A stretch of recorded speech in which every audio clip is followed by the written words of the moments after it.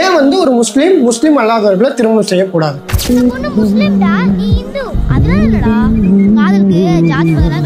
காதல் வந்து ஒரு அக்செப்டபிளா இருக்கும்போது ஏன் காதலர் தினத்தை வந்து எதிர்க்கணும்?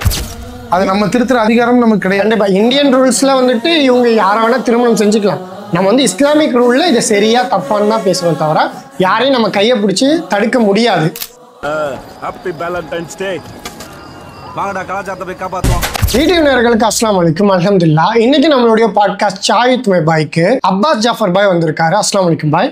வலைக்கும் சலாம். ஸோ இன்னைக்கு எதை குறித்து அவங்க கூட டிஸ்கஸ் பண்ணலான்னு கூப்பிட்டுருந்தோம்னா, பிப்ரவரி 14 வருது, வேலண்டைன்ஸ் டே, காதலர் தினம். ஸோ அதை பற்றி இஸ்லாம் என்ன சொல்லுது, அப்புறம் பொதுவாக அதோட டிஸ்கஷன் வச்சுக்கலாம். ஸோ உங்களோட பார்வையில் காதல்னா என்ன? என்னுடைய பார்வையில காதல் அப்படின்னா ஒவ்வொருத்தருடைய பார்வையிலும் காதல் வந்து டெஃபினேஷன் வந்து வேறுபடும். இப்ப ஒவ்வொரு மதம், ஒவ்வொரு சித்தாந்தம், ஒவ்வொரு ஊர், ஒவ்வொரு கலாச்சாரத்தை பொறுத்து அந்த காதலுங்கிறது வேறுபடும். இப்போ நம்ம வந்து இஸ்லாத்தை வந்து ஒரு வாழ்வியல் நெறியாக பின்பற்றிட்டு வரனால நம்ம வந்து காதல் இஸ்லாம்ல வந்து தடை செய்யப்பட்ட ஒன்று கிடையாது. ஓகே. ஆனா அதற்குன்னு இறைவன் வகுத்த அந்த பவுண்டரி, இப்போ உதாரணத்துக்கு தமிழ் கலாச்சாரம் எடுத்துக்கோங்க, அதுல காதலுக்குன்னு ஒரு பவுண்டரி வச்சிருப்பாங்க. இப்ப இன்னைக்கு புதுசா தமிழ் கலாச்சாரத்திலையும் ஒரு கொலாப்ஸான ஒரு கலாச்சாரம், வானவில் கலாச்சாரம் வருது காதல்னு. அதை இன்னைக்கு தமிழ் சமுதாயம் வந்து அதை பெரியதாக ஏற்றுக்கொள்ளலை. இன்னும் வந்து பிற்காலத்துல வரப்போறது இங்க தமிழ்நாட்டுல. ஆனா மேற்கத்திய நாடுகள் ஆல்ரெடி வந்தது. ஓகே. இந்த நெக்ரோஃபைல், இன்செஸ்ட், இந்த மாதிரி காதல்களையும் அவங்க நியாயப்படுத்துறாங்க. அதுவும் காதல் தான். ஸோ அதை ஏற்றுக்கொள்ளதும் ஏற்றுக்கொள்ளாததும் அது அவங்க விருப்பம். அப்போ லவ் இஸ் லவ்னு அது எங்கே வேணா போகுது. இப்போ நம்மளுடைய பவுண்டரி என்னன்னு சொன்னால், காதல் வந்து இஸ்லாத்தில் தடை செய்யப்பட்ட ஒன்று கிடையாது. ஆனால் அதற்கு இறைவன் வகுத்திருக்கக்கூடிய பவுண்டரிக்குள்ள இருந்து, ஸோ அதை பற்றி நம்ம முழுசாக ஃபுல்லாக டீட்டெயில்டாக பார்ப்போம். ஸோ காதல் வந்துட்டு ஒரு இயற்கையான விஷயம், அது எல்லாருக்குமே வரும். அதுக்கான பவுண்ட்ரிஸை வந்துட்டு நம்ம தெரிஞ்சுக்கணும்னு நீங்கள் சொல்கிறீங்க, புரியுது. ஆனால் பொதுவாக எல்லா மதவாதிகளும் சரி, இன்னும் வந்து சங்கிகளாக இருந்தாலும் சரி, இன்னும் இஸ்லாமியர்களாக இருந்தாலும் வேலண்டைன்ஸ் டே எதிர்ப்போம். ஸோ வந்து ஏன், எதனால் காதல் வந்து ஒரு அக்செப்டபுளாக இருக்கும்போது ஏன் காதலர் தினத்தை வந்து எதிர்க்கணும்? இல்லை, அதாவது வேலண்டைன்ஸ் டேல வந்துட்டு நடக்கக்கூடிய செயல்களை தான் வந்து பெரும்பாலான நபர்கள் எதிர்க்கிறாங்க. காதலை வந்து எதிர்க்கிறது கிடையாது. உதாரணத்துக்கு எல்லா மதத்திலையும் ஒரு பெண்ணை தவறான முறையில் அடைய போறத வந்து அதை தவறுன்னு தான் சொல்லப்பட்டிருக்கு. உதாரணத்துக்கு பைபிள் எடுத்துக்கோங்க. மத்தேயு 5ஆம் அதிகாரம் 28வது வசனத்தை பார்த்தீங்கன்னு சொன்னா, ஒரு பெண்ணை தவறான முறையில காம இச்சையோட ஒருத்தர் பார்க்கறான்னு சொன்னா அது வந்து இதயத்தில் அந்த பெண்ணோடு அவன் விபச்சாரம் செஞ்சதுக்கு சமம்னு சொல்லப்படுது. அப்படியா? ஆமா. ஸோ அப்போ அந்த மாதிரி எல்லா மத புத்தகங்கள்லையும் ஒரு தவறான நோக்கத்துல நடக்கக்கூடிய காதலை வந்து அது தவறுன்னு தான் சொல்லுது. இப்போ நீங்க இஸ்லாம் எடுத்துக்கிட்டீங்க அப்படின்னு சொன்னா காதலை தவறுன்னு சொல்லலை, ஆனா அது செய்யக்கூடிய முறையை எல்லாத்துலேயும் ஹலால் ஹராம். நம்ம பெரும்பாலான மாற்று மத சகோதரர்கள் என்ன நினைக்கிறாங்கன்னா, ஹலால் ஹராம்ங்கிறது கலியில மட்டும் தான் நினைக்கிறாங்க. ஆனா என்னன்னு சொன்னா, இப்ப நீங்க ஒரு ஆப்பிள அடையக்கூடாத வகையில அடைஞ்சு சாப்பிட்டீங்கன்னு சொன்னா அதுவும் ஹராம் தான். ஒரு திருட்டு முறையிலையோ இல்லை ஏமாத்தியோ மோசடி பண்ணியோ. ஸோ அந்த மாதிரி அடையக்கூடாத முறையில ஒரு பெண்ணை அடைஞ்சு இல்லை அடைய முற்படுறோம்னு சொன்னா அது ஹராம். ஸோ ஹராமான முறையில் நடக்கக்கூடிய காதலை தான் இஸ்லாம் தடை செய்தே தவிர ஹலாலான முறையில் நடக்கக்கூடிய காதலை இஸ்லாம் ஒருபோதும் தடை செய்யலை அப்படிங்கிறத நம்ம புரிஞ்சுக்கணும். பொதுவாகவே இந்த காதல்ன்ற கலாச்சாரம் எப்படி இருக்குதுன்னா, அவங்க திருமணத்துக்கு முன்பதாகவே தன்னுடைய ரிலேஷன்ஷிப்பை இன்டிமேசி வரைக்கும் போயிடுறாங்க. ஸோ அந்த லெவல் இல்லைனாலுமே வாட்ஸ்அப்பில் வீடியோ காலாக இருக்கட்டும், சேட்டிங்காக இருக்கட்டும் அப்படின்ட்டு எல்லாமே கல்யாணத்துக்கு முன்னாடியே முடிஞ்சிருது. ஸோ அந்த லெவல் போயிட்டு அதுக்கப்புறம் அவங்க பிரேக்கப்னு ஈஸியாக போகிறத வந்துட்டு அதில் ஒரு ஆணோட வாழ்க்கையும் பாதிக்கப்படுது, ஒரு பெண்ணோட வாழ்க்கையும் பாதிக்கப்படுது. அதில் ஒரு சேஃப்டி இல்லை. திருமணம்ன்ற ஒரு பந்தம் இருக்கும்போது இவங்க இஷ்டத்துக்கு அப்படி விட்டுட்டு போக முடியாது. அங்கே உறவுகள் வரும், அப்பா அம்மா இருப்பாங்க, அங்கே வந்து சண்டைகள் வரும்போது சேர்த்து வைக்கிறதுக்கு ஒரு வழிமுறைகள் இருக்கும். ஸோ இதனாலலாம் ஒரு இதெல்லாம் கூட்டமைப்பாக பார்க்கும் போதே இந்த சிஸ்டமே ஒரு எரராக தான் இருக்குது. இதுக்கு நான் ஒரு ஸ்டாட்டிஸ்டிக்ஸோட பதில் சொல்ல விரும்புகிறேன். எகிப்தில் இருக்கக்கூடிய அஸ்ஸகாசிக் அப்படிங்கிற ஒரு யூனிவர்சிட்டியில் ஒரு கருத்து கணிப்பு நடத்திருக்கிறாங்க. ஓகே. இதுல பெற்றோர்களுடைய அனுமதி இல்லாம, நீங்க புரிஞ்சுக்கிறது என்னன்னு சொன்னா, பெற்றோர்கள்ட்ட அவங்க பர்மிஷன் வாங்காம கல்யாணம் பண்ணதுல 75 விழுக்காடு வந்து தோல்வியில முடியுது. அதே மாதிரி பெற்றோர்களுடைய பர்மிஷனோட திருமணம் முடிக்கிறாங்கல்ல, அவர்களுடைய திருமணம் வந்து 95 விழுக்காடுகள் வந்து வெற்றி அடையுது அப்படின்னு சொல்லி சொல்றாங்க. சரி. ஸோ அப்போ ஏதாவது ஒரு பிரச்சனை வருதுன்னு சொன்னா உங்க சைட்ல இருந்து பேரண்ட்ஸ் பேசுவாங்க, எங்க சைட்ல இருந்து பேரண்ட்ஸ் பேசுவாங்க. பேசி என்ன பண்ணுவாங்க, அந்த பெண்ணுக்கும் ஆணுக்கும் இடையில சுமூகத்தை ஏற்படுத்த பார்ப்பாங்க.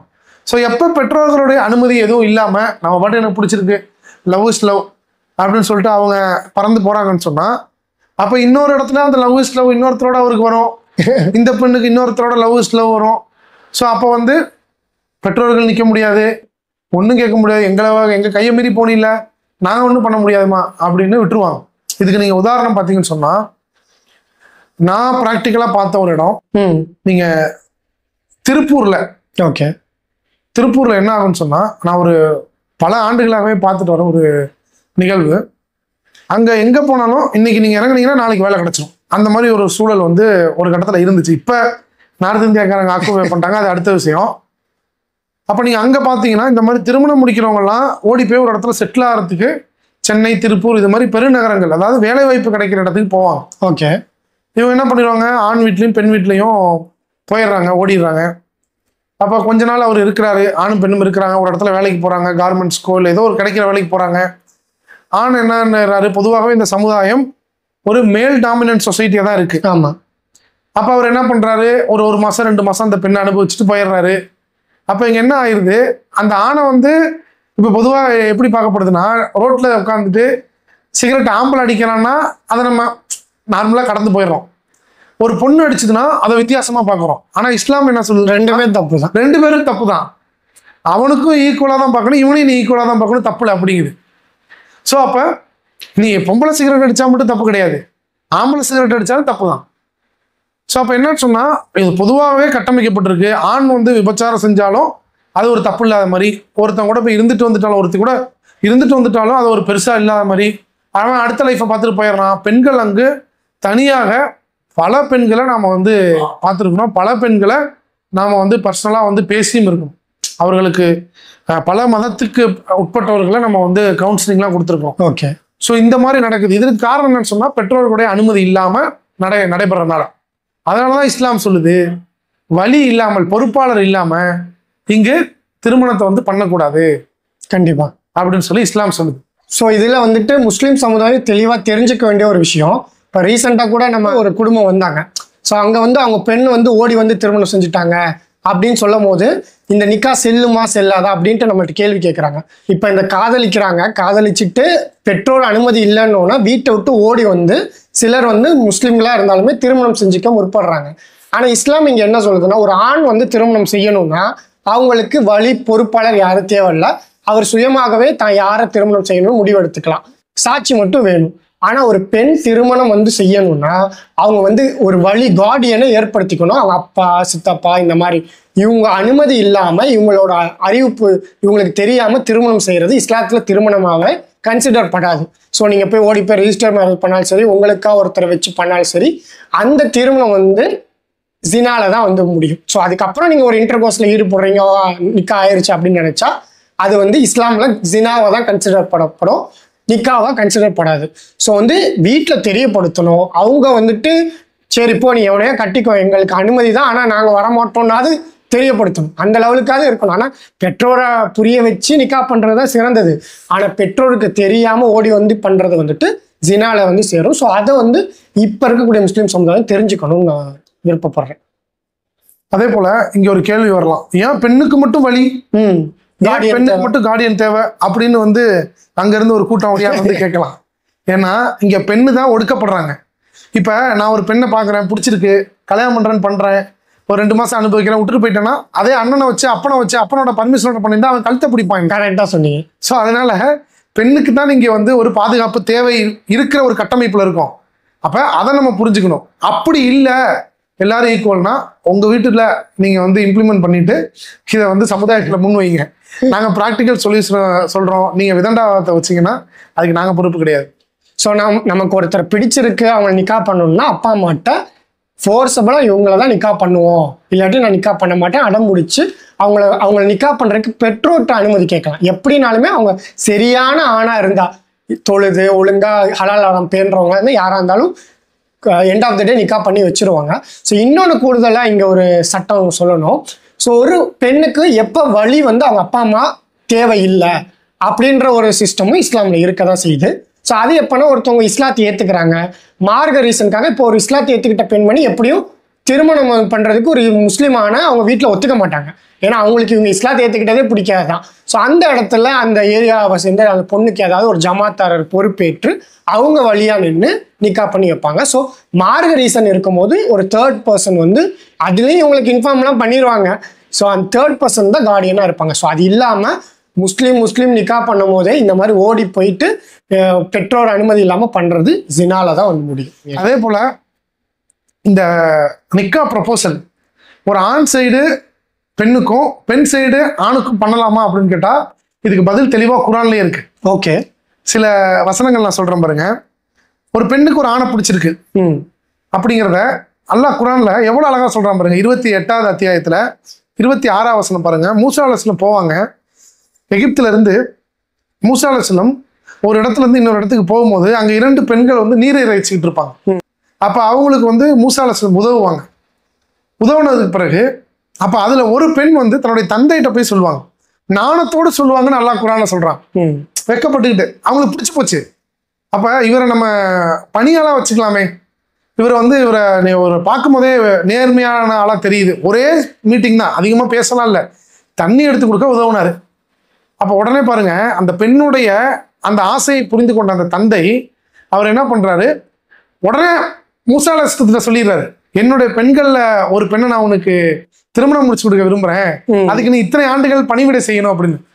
அப்ப அங்க பாருங்க, அந்த பெண்ணுக்கு மூசா அலைஹிஸ்ஸலாம் மீது ஒரு ஆண் மீது விருப்பம் வந்த உடனே தன்னுடைய பெற்றோர்களிடத்துல போய் சொல்றாங்க. அந்த பெற்றோர்கள் அக்செப்ட் பண்றாங்க. அப்ப இங்க பெற்றோர்களுக்கு நாம சொல்ல வேண்டிய விஷயம் என்னன்னு சொன்னா, ஒரு நல்ல ஒழுக்கமுடைய மார்க்கப்பற்றுள்ள ஒரு ஆணை காட்டி ஒரு பெண் வந்து கேட்டாங்கன்னு சொன்னா அதை நிராகரிக்காதீங்க. ஏன்னா நபி ஸல்லல்லாஹு அலைஹி வஸல்லம் சொல்றாங்க, மார்க்கமும் ஒழுக்கமும் கொண்ட ஒருவர் வந்து உங்களிடத்துல பெண் கேட்டா அவங்களுக்கு நீங்க பெண் கொடுங்க. நீங்க அப்படி செய்யலன்னு சொன்னா பூமியில் குழப்பமும் சோதனையும் தான் மிஞ்சும் அப்படிங்கிறாங்க. இந்த ஹதீஸ் வந்து திருமிதி, இப்னு மாஜா, ஹாக்கிம் போன்ற நூல்கள்ல வருது. அப்ப மார்க்கத்தை பின்பற்றக்கூடிய ஒருவரை வந்து உங்க பெண் நேசிக்கிறேன்னு சொன்னா தயவு செஞ்சு பெற்றோர்களே, நீங்க வந்து அவர் மார்க்க வரம்பை பின்பற்றதா இருந்தா நிச்சயமா நீங்க வந்து திருமணம் முடித்து கொடுப்பதுதான் சிறந்தது அப்படிங்கிற ஹதீஸ் வந்து பார்க்க முடியும். இல்லை, இதுல கூடுதலா பெற்றோர்களுக்கு என்ன சொல்றோம்னா, இப்ப இருக்கக்கூடிய காலகட்டத்துல எனக்கு ஒரு பையனை பிடிச்சிருக்கு, ஒரு பொண்ணை பிடிச்சிருக்குன்னு வீட்டுல வந்து சொல்றாங்கன்றத நீங்க அப்ரிஷியேட் தான் பண்ணணும். ஏன்னா எத்தனையோ பேர் அந்த வீட்டுல எக்ஸ்பிளைன் பண்ணாம வீட்டை விட்டு ஓடி போறது, இன்னும் பிரைவேட்டா சாட் பண்ணிட்டு ஹராமான ரிலேஷன்ஷிப்ல இருக்காங்க. ஸோ அதை ஒரு ஹலாலான வேயை வந்துட்டு அவங்க தேடும் போது அதுக்கு பெற்றோர் சப்போர்ட் பண்ணாதான் இந்த ஹராமான காரியங்களை தடுக்க முடியும். அதே போல ஒரு ஆணுக்கு ஒரு பெண்ணை பிடிச்சிருக்கு அப்படின்னாலும் அவங்கள்ட்ட வந்து ஜாடமாடையா அதை தெரிவிக்கலாம் அப்படிங்கிறத 2வது அத்தியாயம் 235வது வசனத்துல, அதுவும் இத்தால இருக்கிற காலத்திலேயே, அதாவது திருமணம் முடிக்க தடை செய்யப்பட்ட அந்த நேரத்திலேயே ஒரு பெண்ணை நீங்க விரும்புறீங்கன்னு சொன்னா அவங்கள்ட்ட சாடையாக நீங்க தெரிவிப்பதில் எந்த தவறும் இல்லை அப்படின்னு இறைவன் சொல்றான். ஸோ அப்போ வந்து ஒருத்தர் பிடிச்சிருக்கு அப்படின்னா அதை தெரியப்படுத்துறத வந்து இஸ்லாம் தடை செய்யல. ஆனா திருமணத்திற்கு முன்னதாக ஊர் சுத்துறது, வீடியோ கால் பேசி இங்க இந்த எக்ஸ்டெண்டுக்கு போறது, ஸோ இதை வந்து இஸ்லாம் வந்து முழுமையாக தடை செய்யுது. அதே போல பெற்றோர்களுக்கும் இங்க வந்து ஒரு மிக முக்கியமான கைடன்ஸ் சொன்னா, ஒரு பெண்ணுடைய கணவனை தேர்ந்தெடுப்பதற்கு ஒரு பெற்றோர்களுக்கு பெண்ணுடைய அனுமதி இல்லாம தீர்மானம் செய்வதற்கு அனுமதி இல்லவே இல்லை. அவங்களுக்கு வந்து ரைட்ஸே கிடையாது. கட்டாய திருமணம்னு ஒன்று கிடையவே கிடையாது. கட்டாய திருமணங்கிறது இஸ்லாத்தில் கிடையவே கிடையாது. இதுக்கு சில உதாரணத்தோட நான் சொல்றேன் பாருங்க. ஒரு முறை என்ன ஆச்சுன்னு சொன்னா, கிதாம் அப்படிங்கிறவருடைய மகள் வந்து கன்சா ரதியல்லாஹு அன்ஹா, இவருக்கு வந்து என்ன பண்ணிட்டாங்க, இவங்களுடைய தந்தை கல்யாணம் பண்ணி வச்சுட்டாரு விருப்பம் இல்லாம. அப்ப இந்த சம்பவம் நபி ஸல்லல்லாஹு அலைஹி வஸல்லம் அவர்களுடைய காதுக்கு வரும்போது அந்த திருமணத்தையே ரத்து செஞ்சாங்க. எப்படி விருப்பம் இல்லாம ஒரு பெண்ணுக்கு நீங்க திருமணம் முடிச்சு வைக்கலாம், நீங்க விரும்புற மாப்பிள்ளை எப்படி உங்க பெண்ணுக்கு நீங்க திருமணம் வைத்து வைக்கலாம்னு சொல்லிட்டு அந்த திருமணத்தை ரத்து செய்து அவங்க செப்பரேட் பண்ணி விட்டாங்க. உடனே ஒரு பெண்ணுடைய கணவரை வந்து தீர்மானிப்பதற்கு பெற்றோர்களுக்கு அதிகாரம் இல்லை அப்படிங்கிற ஹதீஸ் வந்து அபுதாவுத், நசாயி போன்ற நூல்கள்ல வருது. அப்ப பெற்றோர்களுடைய ரோல் இங்க எவ்வளவு முக்கியமோ அதே மாதிரி பெண்ணுடைய சம்மதமும் இங்க அவ்வளவு முக்கியம். இந்த பையனை பாருமா பிடிச்சிருக்கான்னு காட்டுற வரைக்கும் தான் அவங்க ரோலு. இவரை தான் கட்டி ஆகணும்னு கட்டாயப்படுத்த முடியாது. அதே போல ஒரு பெண்ணும் வந்து இவரை தான் எனக்கு பிடிச்சிருக்கு அப்படின்னு சொன்னா ஒழுக்கம் உள்ளவராக இருந்தால், மார்க்கம் உள்ளவராக இருந்தால் அவரை வந்து திருமணம் பண்ணி வைக்கணும் அப்படிங்கிறதையும் புரிஞ்சுக்கணும். இது மாதிரி பல உதாரணங்களை வந்து நாம வந்து பார்க்க முடியுது. பிடித்தவர்களோடு தான் நபி ஸல்லல்லாஹு அலைஹி வஸல்லம் மார்க்கப்பற்றும் ஒழுக்கமும் இருந்தால் அவங்களுக்கு தான் கட்டி வைங்க அப்படின்னு நபி ஸல்லல்லாஹு அலைஹி வஸல்லம் வந்து கட்டளையிட்டதை பல சம்பவங்களாக நான் சொல்கிற இந்த புக்கில் வந்து குறிப்பிட்டிருக்கிறாங்க. இதை பற்றி நிறைய தெரிஞ்சுக்கணும் அப்படின்னு சொன்னால் இந்த புக்கை அவசியம் வாங்கி வாசிச்சு பாருங்க. இப்போ ரீசெண்டாக வந்த இந்த வருஷத்தில் வந்த புக்கு பேச தயங்கும் கருப்பொருள் காதல் அப்படிங்கிற புத்தகம் சுமார் 200 பக்கங்களை கொண்ட ஒரு புக்கு IFTயில் வெளிவந்திருக்கு. இந்த புக்கை நீங்கள் அவசியம் வாங்கி வாசிச்சு பாருங்க. இந்த காதல் சம்மந்தப்பட்டு இஸ்லாம் என்ன சொல்லுது அப்படிங்கிறத ரொம்ப டீட்டெயில்டாக அலசி ஆராய்ஞ்சிருப்பாங்க. அவசியம் வாங்கி வாசிச்சு பாருங்க. திருமணத்துக்கு தேவையான முதல் 4 விஷயம் நீங்க பார்க்க வேண்டியது எதுன்னு சொல்லும் போது நபி ஸல்லல்லாஹு அலைஹி வஸல்லம் சொன்னாங்க அவங்களுடைய அழகு, செல்வம், குடும்ப பாரம்பரியம், அப்புறம் மார்க்கம்னு. இந்த 4த்துலேயே சிறந்தது வந்துட்டு மார்க்கம் தான் அப்படின்னு.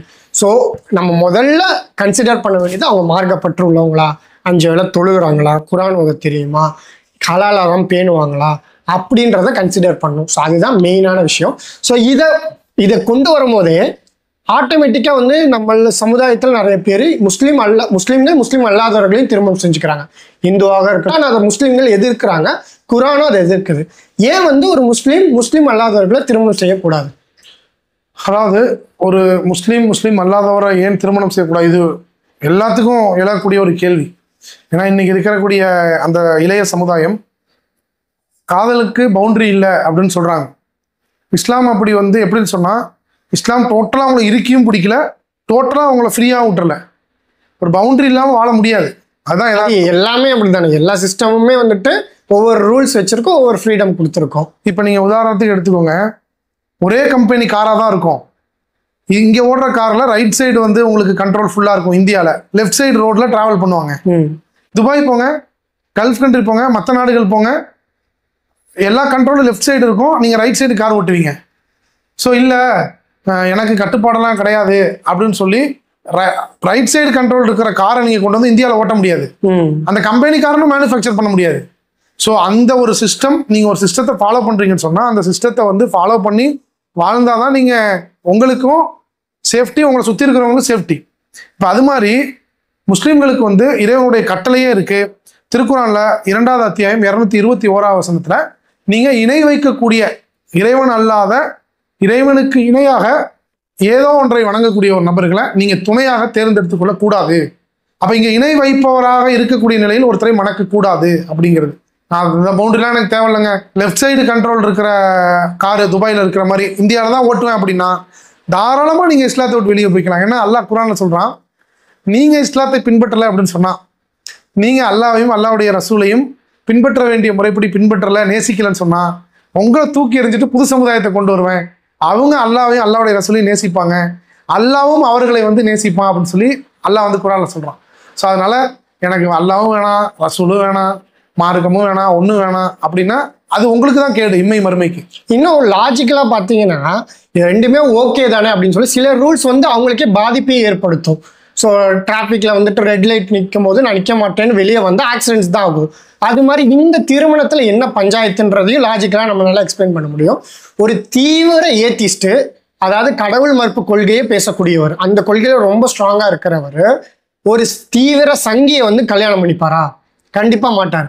ஏன்னா இவங்களோட கொள்கையும் நேர் எதிரானது. ஸோ இவங்க 2 பேர் கல்யாணம் பண்ணுறதே வந்து ஒரு நாடகம் மாதிரி தான் அமையும். இது மாதிரி தன் சித்தாந்தத்துக்கு எதிராக இருக்கக்கூடியதா யாருமே வந்துட்டு திருமணம் பண்ணிக்க மாட்டாங்க. இப்போ நீங்கள் திமுக மேடையில் போயிட்டு அதிமுகவை புகழ்ந்து பேசுனா அந்த திமுக கும்பல் ஒத்துப்பாங்களா?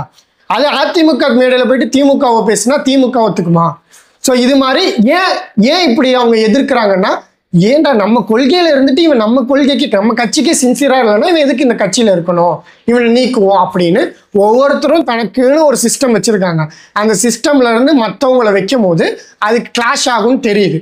அதே மாதிரிதான் ஏக இறைவனை மட்டும்தான் வணங்கணும்னு சொல்லி சின்சியரா இஸ்லாமோட முதல் அடிப்படை கொள்கையை ஒரே இறைவனை தான் வணங்கணும், ஏகத்துவம் வந்து அல்லா இலாஹ இல்லல்லாஹ் முஹம்மது ரசூலுல்லாஹ் அப்படின்றது. ஸோ அந்த இதையே காம்ப்ரமைஸ் பண்றத வந்துட்டு இஸ்லாம் எப்படி அக்செப்ட் பண்ணும்? ஸோ வந்து ஒருத்தவங்க வந்து நான் வந்து எதை வேணாலும் இறைவனா கும்பிடுவேன் அப்படின்றவங்களும் ஒரே இறைவனை வணங்குறேன்றவங்களும் ஒரே வீட்டில் இருக்கும்போது இவங்க ஒரு சடங்கு செய்வாங்க, இவங்க ஒரு சடங்கு செய்வாங்க, இவங்க ஒரு நாள் தொழுகைக்கு போவாங்க, இவங்க ஒரு நாள் சர்ச்சுக்கோ டெம்பிளுக்கோ போகும்போது அந்த கிளாஷஸ் நடக்கும். திருமண வாழ்க்கையே இஸ்லாம் என்ன சொல்லுதுன்னா அது ஒரு மன அமைதி, உங்க மனைவிடத்துல நீங்க மன அமைதியை அடைவீங்கன்னு சொல்றது.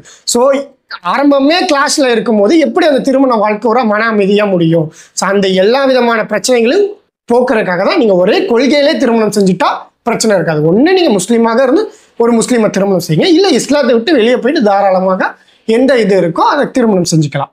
அதான், அதாவது எனக்கு அல்லாஹ் வேணும், ரசூல் வேணும், இஸ்லாம் வேணும், அவருடைய பொருத்தம் வேணும், சொர்க்கம் வேணும் அப்படிங்கிறவங்க தாராளமாக உம்மு சுலைம் ரதியல்லாஹு போல பண்ணலாம். அதே போல மூசா அலைஹிஸ்ஸலாத்துடைய அந்த மனைவியார் அவங்க தந்தை இடத்துல போய் பர்மிஷன் கேட்டு அந்த தந்தையை அப்ரோச் பண்ணி பண்ணாங்களே, இந்த மாதிரி பல்வேறு உதாரணங்கள் இருக்கு. நான் மேலே குறிப்பிட்ட அந்த புத்தகத்தை வாங்கி வாசிச்சு பாருங்க, உங்களுக்கு தெளிவான பதில்கள் கிடைக்கும். அது இல்லாம நான் போன போக்கில் தான் போவேன் அப்படிங்கிறவங்களுக்கு நம்ம ஒண்ணுமே பண்ண முடியாது. அது நம்ம திருத்துற அதிகாரம் நமக்கு கிடையாது. கண்டிப்பா இந்தியன் ரூல்ஸ்ல வந்துட்டு இவங்க யாரை வேணா திருமணம் செஞ்சுக்கலாம். நம்ம வந்து இஸ்லாமிக் ரூல்ல இதை சரியா தப்பான்னு தான் பேசுறோம் தவிர யாரையும் நம்ம கையை பிடிச்சி தடுக்க முடியாது. ஸோ அதையும் சொல்லிக்கிறோம். இன்னொன்று வந்துட்டு இப்படி ஒரு திருமணத்துல இருக்காங்க, நான் முஸ்லீமாவே இருந்துக்கிறேன், அவர் வந்துட்டு ஒரு இந்துவாவோ கிறிஸ்டினாவோ இருந்துக்கட்டும், இல்லை ஒரு நாத்திகனாவோ இருக்கட்டும், நாங்க 2 பேரும் எங்க கொள்கையை பின்பற்றி போறோம், இப்படி ஒருத்தவங்க இஸ்லாத்துல இருக்காங்க. ஸோ இந்த திருமண முறையை இஸ்லாம் என்ன சொல்லுது? அதாவது இணை வைப்பாளரோடு திருமணம் செல்வதே இஸ்லாம் வந்து அங்கீகரிக்கவே இல்லை. அது இஸ்லாமிய பார்வையில இஸ்லாம் அது வந்து ஒரு நிக்காவே கிடையாது. நான் பிஸ்மில்லா சொல்லி தண்ணி அடிச்சுக்கிறேன் அப்படிங்கிற மாதிரி இருக்கு. இஸ்லாம்ல மது தெளிவாக தடை செய்யப்பட்டது, விபச்சாரம் தடை செய்யப்பட்டது. இந்த மாதிரி தடை செய்யப்பட்ட ஒன்றை வந்து அவர் பண்றதை வந்து இஸ்லாம் அங்கீகரிக்கல. கண்டிப்பா. ஸோ அதனால வந்து இது மாதிரி திருமணங்களை வந்து இஸ்லாம் அங்கீகரிக்கல அப்படிங்கிறத புரிஞ்சுக்கணும். அது ஒரு பெரும் பாவமாக தான் இஸ்லாம்ல கன்சிடர் செய்யப்படும். அதே போல இங்க ஒரு குற்றச்சாட்டு வரலாம், அப்ப நீங்க வந்து காதலுக்கு பவுண்டரி போடுறீங்களா? நாத்திகர்கள் சில கேட்பாங்க. என்ன கேட்பாங்க? காதலர்களுக்கு அப்ப காதலுக்கு எல்லையே இல்லை, காதலுக்கு கண்ணு இல்லை, பவுண்டரி போடுறீங்களே, ஒரு முஸ்லீமா இருந்தா மட்டும்தான் திருமணம் முடிக்கணும் அப்படிங்கிற பவுண்டரி போடுறீங்க. அதே மாதிரி பெற்றோரிடத்துல இருந்து நீங்க பர்மிஷன் வாங்கணும், இந்த மாதிரி எல்லாம் நீங்க வந்து பவுண்டரி போடுறீங்களே அப்படின்னு சொல்லி அவங்க கேள்வி கேட்கலாம். அப்ப திரும்ப நாம அவங்கள பார்த்து ஒரு கேள்வி கேட்கிறோம், பவுண்டரி இல்லாம யாருமே இருக்க முடியாது. இப்ப காதலுக்கு வந்து எல்லையே இல்லை அப்படின்னா ஆல்ரெடி திருமணமான உங்க மனைவியை இன்னொருத்தவங்கள நாளைக்கு லவ் பண்றாங்க, இல்லை நீங்க இன்னொருத்தவங்கள தவறான முறையில் லவ் பண்றீங்க, இல்லை அவ்வளோலாம் வேணாம், உங்களுடைய தாயார் உங்களை பெற்றெடுத்தவங்க உங்க தகப்பன் இருக்கும் போதே காதலுக்கு வந்து பவுண்டரியே இல்லை, அதனால அவங்க இன்னொருத்தவங்க லவ் பண்றாங்க அப்படின்னு சொன்னா நீங்க ஒன்னா இருந்து கல்யாணம் பண்ணி வைப்பீங்களா? அப்ப உங்களுக்குன்னு ஒரு பவுண்டரி வச்சிருக்கிறீங்கல்ல. அப்ப அது மாதிரி இஸ்லாம் வைக்கக்கூடிய பவுண்டரி என்னன்னு சொன்னா நம்ம மேல சொன்ன மாதிரி பெற்றோர்களிடத்துல தெரியப்படுத்துறது. அதே போல அந்த வழினா பெண்ணுக்கு பொறுப்பாளர், கார்டியன் திருமணத்துக்கு முன்னதாக பழகக்கூடாது. அவங்கள்ட்ட வந்து இன்னைக்கு இருக்கிற மாதிரி பீச்சுக்கு போறது, அங்க உட்காந்து கட்டி பிடிக்கிறது, இல்லாத விஷயங்கள் பண்றது, இதெல்லாம் வந்து இஸ்லாம் அங்கீகரிக்கவே இல்லை. இஸ்லாம் அனுமதிக்கக்கூடிய காதல் ஒரே காதல் தான், ரொம்ப முக்கியமானது. திரும்பவும் சொல்றேன், அழுத்தி சொல்றேன், இஸ்லாம் நீங்க காதல் பண்ணுங்க, ரொம்ப டீப்பா பண்ணுங்க, டீப்பஸ்டா பண்ணுங்க. எந்த அளவுன்னு சொன்னா நபி ஸல்லல்லாஹு அலைஹி வஸல்லம் எப்படி அவங்க மனைவியை காதலிச்சிருக்காங்கன்னு பாருங்க. அவங்க தண்ணி குடிப்பாங்க, மனைவிட்ட கொடுத்து தண்ணியை குடிக்க சொல்லிட்டு எச்சி எந்த பக்கம் வாய் வச்சு குடிச்சாங்களோ அந்த பக்கம் வாங்கி குடிப்பாங்க. ஒரு கறியை கொடுத்து கடிச்சு சாப்பிடுங்கன்னு சொல்லிட்டு எங்க அந்த எச்சி இருக்கும் அதை வச்சு கடிப்பாங்க. எவ்வளவு அழகா காதல் பண்ணியிருக்காங்க. அப்ப காதல் பண்ணுங்க, ஆனா கல்யாணத்துக்கு அப்புறம். இதுதான் இஸ்லாம் வலியுறுத்துது. கண்டிப்பா கல்யாணத்தை முடிச்சிருங்க. கல்யாணத்தை ரொம்ப சிம்பிளா சொல்லுது இஸ்லாம். ஒரு வழியை வை, 2 சாட்சியை வை, அவ்வளவுதான். அனுமதியா பெண்ணுடைய சம்மதம், ஆண் மகர் கொடுக்கணும், முடிச்சு போச்சு திருமணம். இவ்வளவுதான். இவ்வளவு காம்ப்ளிகேஷன் பண்ணிக்க தேவையில்லை. கல்யாணத்தை முடிச்சுட்டு நீங்க எப்படி வேணா காதல் பண்ணுங்க அப்படின்னு தான் இஸ்லாம் சொல்லுது. இப்போ இஸ்லாம் சொல்ற மாதிரி காதல் வந்து திருமணத்துக்கு பிறகு காதல் நீங்க பண்ணுங்க, ரொம்ப டீப்பரா பண்ணுங்க, டீப்பஸ்டா பண்ணுங்க அப்படிங்கிறத நான் வந்து சொல்லிக்கிறேன். அதே போல இதை பத்தி இன்னும் ஃபர்தரா டீட்டெயிலாக தெரிஞ்சுக்கணும் அப்படின்னு சொன்னா நான் மேல சொன்ன பேச தயங்கும் கருப்பொருள் காதல் அப்படிங்கிற அந்த புக்கை வந்து அவசியம் வாங்கி வாசிச்சு பாருங்க. இன்னும் நிறைய இன்ஃபர்மேஷன் அதில் இருக்கும். பல்வேறு தகவல்களை பகிர்ந்து கொண்டோம். இன்னும் இதை பத்தி பேசிக்கிட்டே போகலாம். ஸோ இன்னொரு பாட்காஸ்ட்ல உங்க கூட சந்திக்க விரும்புகிறேன். இந்த வீடியோ பற்றின கருத்துக்களை கமெண்ட் பாக்ஸில் கமெண்ட் பண்ணுங்க. இந்த வீடியோ அதிகமான மக்களுக்கு ஷேர் பண்ணுங்க. மேலும் இது போன்ற பதிவுகளுக்கு லீடிவ் நெட்வொர்க் என்கிற நம்ம யூடியூப் சேனலை சப்ஸ்கிரைப் செய்து அருகில் உள்ள பெல் ஐக்கானை பிரஸ் செய்யுங்கள். அஸ்ஸலாமு அலைக்கும்.